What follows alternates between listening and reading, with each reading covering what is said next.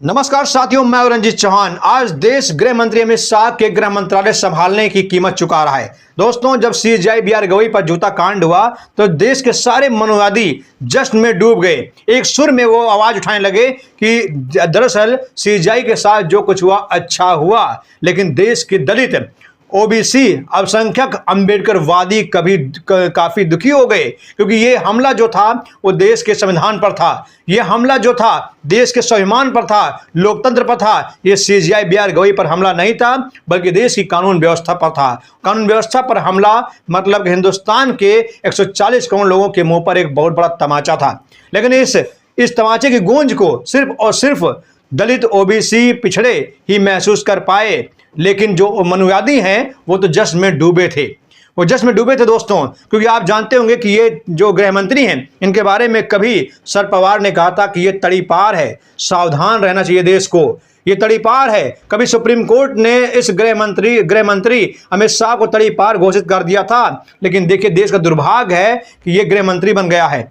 अब घोषित गृह मंत्रालय की दुर्भाग्य है कि देश में जगह जगह पर दंगे फसाद हो रहे हैं, दलितों पर अत्याचार हो रहा है। सीजेआई बीआर गवई के कोर्ट में घुसकर उन पर जूता फेंका जा रहा है।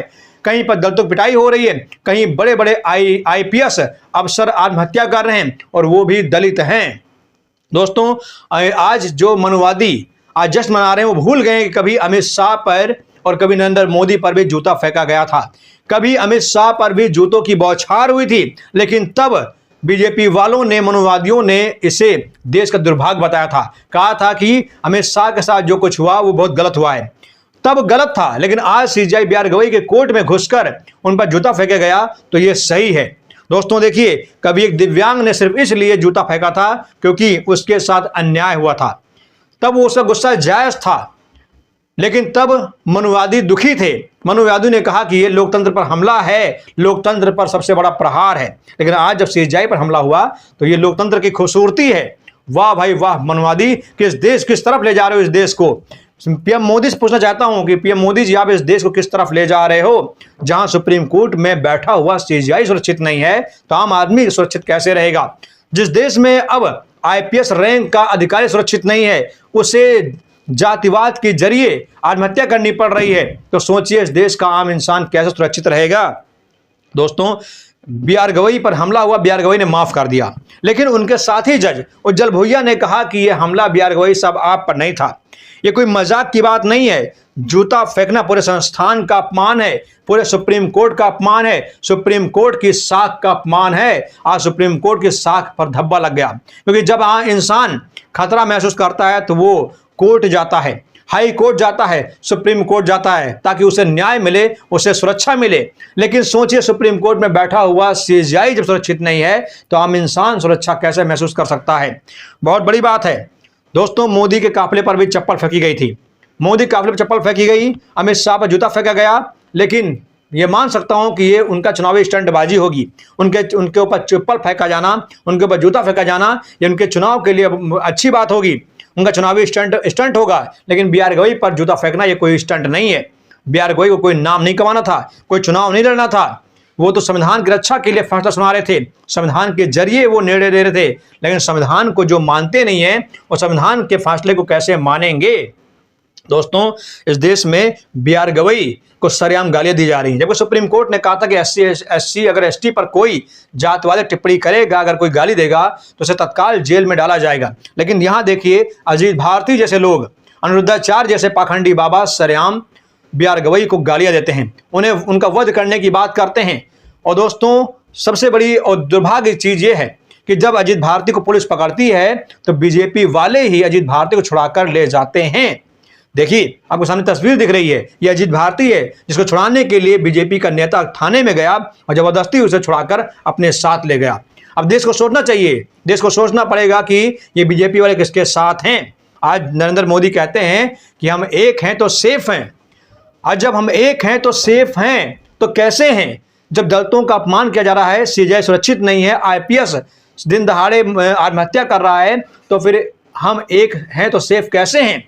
हम एक हैं, सेफ हैं तभी तक हैं जब तक भारत का संविधान जिंदा है। जिस दिन भारत का संविधान बदल दिया गया, उस दिन कोई एक नहीं रहेगा, कोई सेफ नहीं रहेगा। फिर वही घटना घटेगी जिस घटना को हम लोग भूलना चाहते हैं।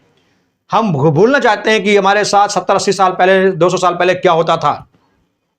लेकिन दोस्तों, हमें भूलने का मौका नहीं दिया जा रहा है। अब बीजेपी के राज में फिर से वही दौड़ लौट कर आ गया है, जहां सीबीआई नहीं सुरक्षित है, आईपीएस सुरक्षित नहीं है, कहीं पर किसी को पीट पीट कर हत्या की जाती है।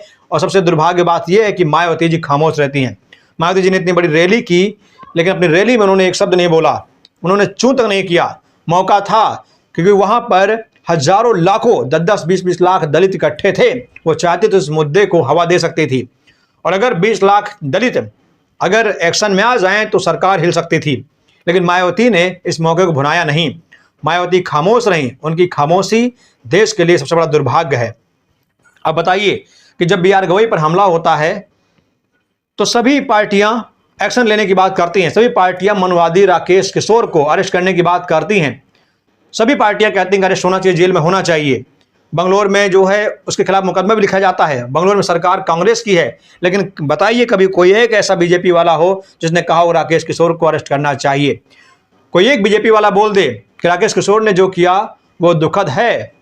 अब आप समझ सकते हैं कि बीजेपी वाले किसके साथ हैं। आपके साथ हैं कि मनुवादियों के साथ हैं। आपको समझना पड़ेगा कि बीजेपी वाले आज देश को किस ओर ले जा रहे हैं। देश में प्रधानमंत्री मोदी का दौर चल रहा है। तीसरी बार प्रधानमंत्री बने हैं। गृह मंत्री अमित शाह हैं। अमित शाह की पुलिस नाकाम साबित हो रही है। गृह मंत्रालय संभाल नहीं पा रहे हैं। मणिपुर 2 साल से जल रहा है। मणिपुर 2 साल से जल रहा है। लेकिन बताइए कभी मणिपुर में अमित शाह गए हों या नरेंद्र मोदी गए हों? आज देश के कई ऐसे हिस्सों में दलित के साथ अभद्रता हो रही है। दलित पीटे जा रहे हैं, मारे जा रहे हैं, उन्हें घोड़ी पर बैठने दिया जा रहा है, उनकी शादी सरेआम नहीं होने दी जा रही है, उन पर पत्थरबाजी हो रही है, उन्हें मंदिरों में घुसने से रोका जा रहा है। राष्ट्रपति मुर्मू को मंदिर घुसने से रोका गया। यहां तक कि पूर्व राष्ट्रपति रामनाथ कोविंद को मंदिर घुसने से रोका गया। अब आप मुझे बताइए क्या इस देश में दलित सुरक्षित है? इस देश में क्या दलित जो है सुरक्षित रह गया है? अब सबसे बड़ा सवाल है कि सुरक्षित कोई नहीं है।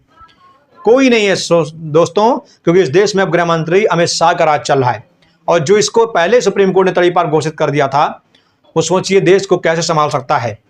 जो खुद क्रिमिनल एक्टिविटी में शामिल रहा हो, जिस पर गंभीर मुकदमे पंजीकृत रहे हों, क्या वो देश को संभाल सकता है? नहीं संभाल सकता। साथियों, अब सीधा सा सवाल यह है कि अगर आपको संविधान की रक्षा करनी है, संविधान को बचाना है, तो आपको कड़े निर्णय लेने होंगे, वरना संविधान वाकई में खतरे में है। जब सीबीआई बी आर गवई सेफ नहीं है, तो फिर आप कैसे सेफ हो सकते हैं? आपकी भी हेकड़ी खत्म हो सकती है। आपको भी कभी भी मारा जा सकता है। जब सीबीआई बी आर गवई पर हमला हुआ, सीबीआई अपने हमलावर को सजा नहीं दिला पाए, सीबीआई बी आर गवई उसे जेल नहीं भेजा पाए, तो आप पर कोई अगर हमला करेगा तो क्या आप जेल भिजवा सकते हो? कदापि नहीं भिजवा सकते हो। दोस्तों, जय हिंद, जय भारत।